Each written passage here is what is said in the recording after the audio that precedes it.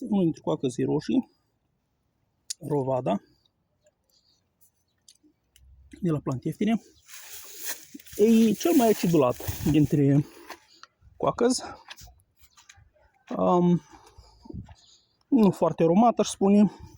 Asta e unul ce era aici, dinainte să intervine în grădină. Face niște struguri așa, niște ciorchini. Arată exact ca niște struguri, de fapt. Frumos. E cel mai productiv ăsta roșu.